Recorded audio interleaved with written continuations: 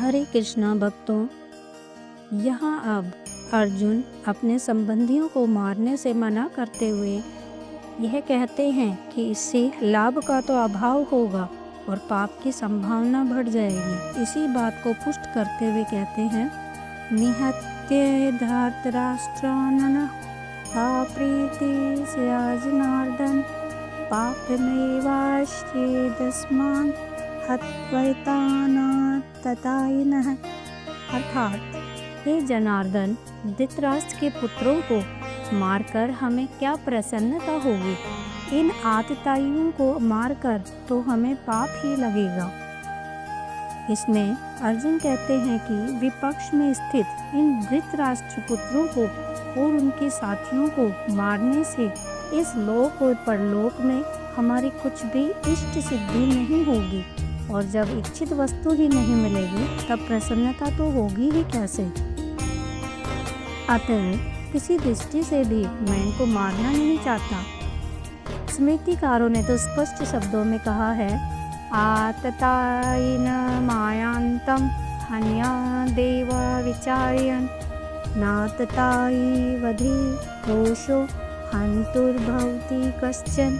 अर्थात अपना अनिष्ट करने के लिए आते हुए आतताई अर्थात अपराधी को बिना विचारे ही मार डालना चाहिए।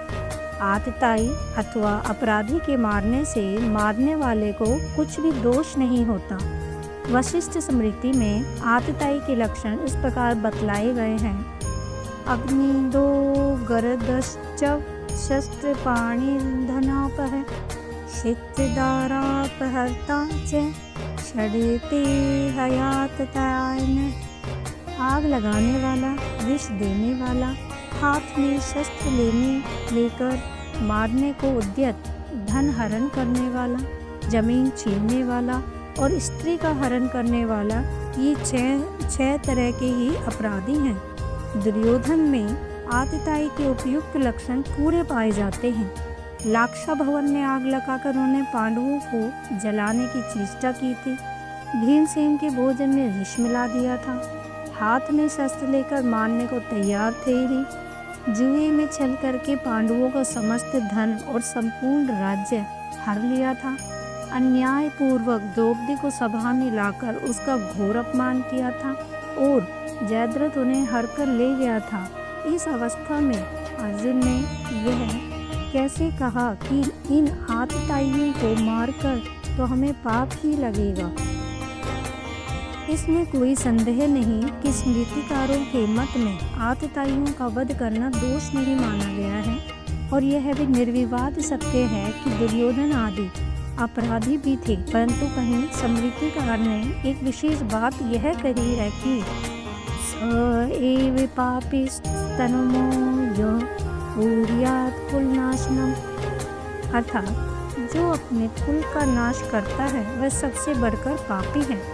इन वाक्यों को सामान्य आज्ञा की अपेक्षा कहीं बलवान समझकर यहाँ अर्जुन यह कह रहे हैं कि धृतराष्ट्र के पुत्र आतताई होने पर भी जब हमारे कुटुंबी हैं तब इनको मारने में तो हमें पाप ही होगा और लाभ तो किसी प्रकार भी नहीं होगा।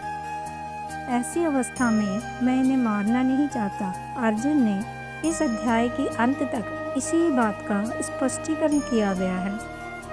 स्वजनों को मारना सब प्रकार से हानिकारक बतलाकर अब अर्जुन अपना मत प्रकट कर रहे हैं। तस्मान्नहारः वयं हन्तुं धार्तराष्ट्रान् सौबान्धवान् स्वजनं हि कथं हत्वा सुखिनः स्यामि माधव। अर्थात, अतएव हे माधव, अपने ही बांधव धृतराष्ट्र के पुत्रों को मारने के लिए हम योग्य नहीं हैं, क्योंकि अपने ही कुटुंब को मारकर हमें कैसी सुखी होगी, कैसी खुशी होगी। इस श्लोक का भाव यह है कि मेरी जैसी स्थिति हो रही है और युद्ध न करने के पक्ष में मैंने अब तक जो कुछ कहा है तथा मेरे विचार में जो बातें आ रही हैं, उन सब से यही निश्चय होता है कि दुर्योधन आदि बंधुओं को मारना हमारे लिए सर्वथा अनुचित है। कुटुंब को मारकर हमें इस लोक या परलोक में किसी तरह का भी कोई सुख मिले, ऐसी जरा भी संभावना नहीं है। अतः मैं युद्ध नहीं करना चाहता। यहाँ यह प्रश्न हो सकता है कि कुटुंब नाश से होने वाला दोष तो दोनों के लिए समान ही है। फिर यदि इस दोष पर विचार करके दुर्योधन आदि युद्ध से नहीं हटते, तब तुम ही इतना विचार क्यों करते हो? अर्जुन 2 श्लोकों में इस प्रश्न का उत्तर देते हैं। यद्यपि ते न पश्यन्ति लोभोपहत-चेतसः कुल्लक्ष्य कृतं दोषं मित्रद्रोहे च पातकं कथं न ज्ञेयमसाभिः पापादस्मान् निवर्तितुं कुल्लक्ष्य कृतं दोषं प्रपश्यभिर्जनार्दन। अर्थात यद्यपि लोभ से भ्रष्ट चित्त हुए ये लोग कुल की नाश से उत्पन्न दोष को और मित्रों से विरोध करने में पाप को नहीं देखते, तो भी हे जनार्दन, कुल के नाश से उत्पन्न दोष को जानने वाले हम लोगों को इस पाप से हटने के लिए क्यों नहीं विचार करना चाहिए? इन दोनों श्लोकों का भाव यह है कि अवश्य ही दुर्योधन आदि का यह कार्य अत्यंत ही अनुचित है, परंतु उनके लिए ऐसा करना कोई बड़ी बात नहीं है, क्योंकि लोभ ने उनके अंतःकरण के विवेक को नष्ट भ्रष्ट कर दिया है। इसलिए ना तो वे देख पाते हैं कि कुल के नाश से कैसे कैसे अनर्थ और दुष्परिणाम होते हैं, और न ही उन्हें यही सूझ पड़ता है कि दोनों सेनाओं में एकत्रित बंधु बांधुओं और मित्रों का परस्पर वैर करके एक दूसरे को मारना कितना भयंकर पाप है।